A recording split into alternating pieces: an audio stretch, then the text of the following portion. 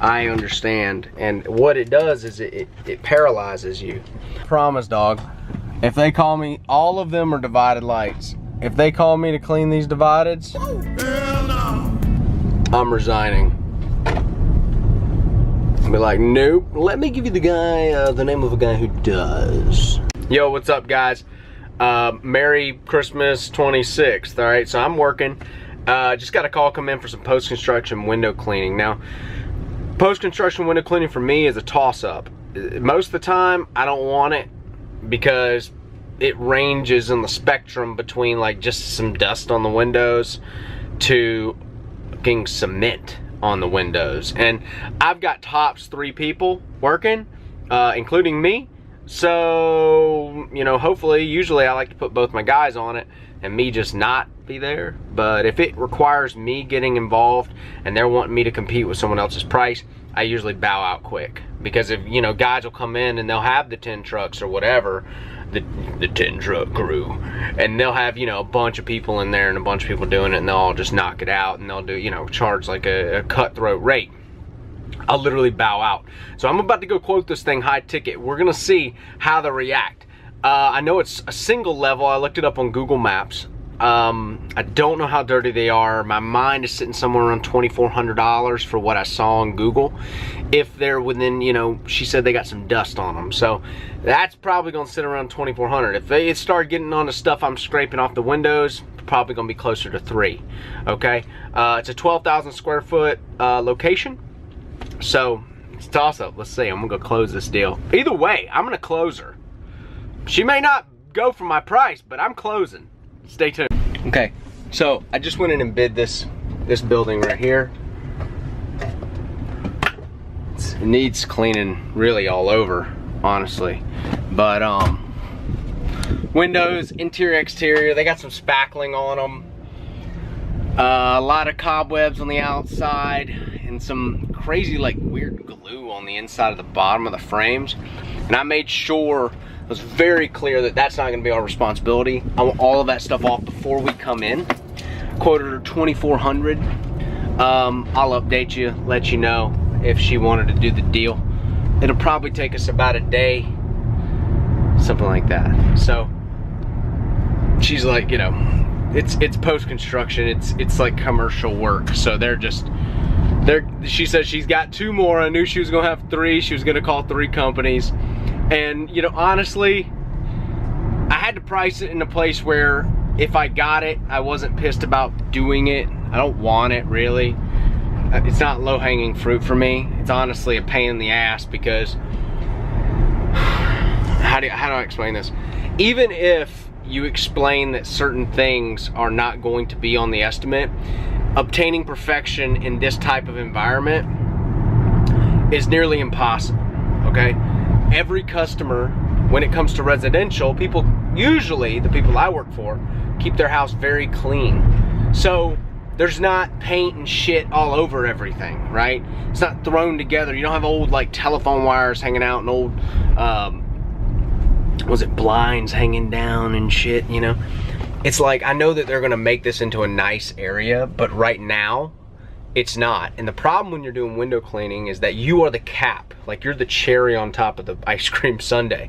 So they expect after you that everyone's mistakes, according to that window, is going to be removed, right? So if the construction guy got caulk all over an area, they're gonna want that to be removed.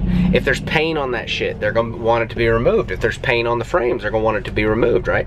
Well, I don't quote paint on frames because I don't wanna be there, you know, with my guys for days scraping paint off the frames. Get your construction guys who did that shit to take that off, right? That's how I operate. Now, different guys may operate different levels, but I have to keep and maintain the, how do I say this? I have to remove liability from my team. And I set the standard. I set the rules. The client plays by my rules. You see, I don't play by their rules. They play by my rules. So I say what I'm not going to do. What this includes is this. What it doesn't include is this. And then I put it all in writing. You see? So, got to be very clear when it comes to this post-construction stuff, really when it comes to anything. You got to be very, very, very clear. Otherwise, you can get caught with your pants down. Maybe it was that. I was like, you know what? Never gonna put up with bullshit again. Don't care. Don't care how much you're gonna pay me, right? I don't care. You know, we were cleaning this parking garage about, I don't know, a month ago. And the old boy tried to start, you know, talking to my employees, and while I wasn't there, you know, trying to down talk my employees and put them on his schedule. Right? I'm telling you, you're gonna have to deal with this. Alright? I let him know if he decided to do that again, I would bill him for what we have done here, and I'll opt out.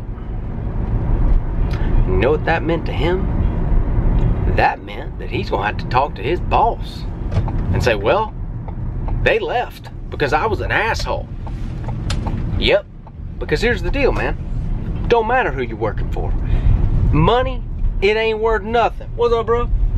Money ain't worth shit if you having to work for assholes. I don't want your money. I don't want your asshole money, man. Keep your money. I'm working for people I like. I'm working for the people who like me. I'm working for people who appreciate my work. That's the only people I'm working for. I ain't working for nobody else. And that's how easy it is, y'all. I'm gonna tell you though, it's hard to look past dollars. And if you're broke, I'm gonna urge you to throw out everything I just said and go and get that money, okay? But if you got a little money and you're all right, you're living okay, then start curating the people you work for, and every time that you go to work, it'll be joyous, it'll be nice, it'll be okay. But if you don't, man, and you have this like complex, believe me, I've had it. I know what it's like. I come from the South where everybody says bless your heart and all this other stuff, man. And I've had to literally weed that out of my life. And I find that's prevalent in a lot of like Southern type culture and a lot of that like old school Christian culture, maybe even the new school Christian culture, man. I grew up in the church, so I understand. And what it does is it paralyzes you, because your inability to say no to people, your inability to like feel guilty, your inability to remove guilt. So you start feeling guilty. You feel guilty about charging the right price. It's weird. I don't know why that exists, but I do know there's a lot of guys out there charging nothing for their services. So be the opposite, right? Run towards the uncomfortable thing. I've said this in a bunch of my videos, but this is my MO.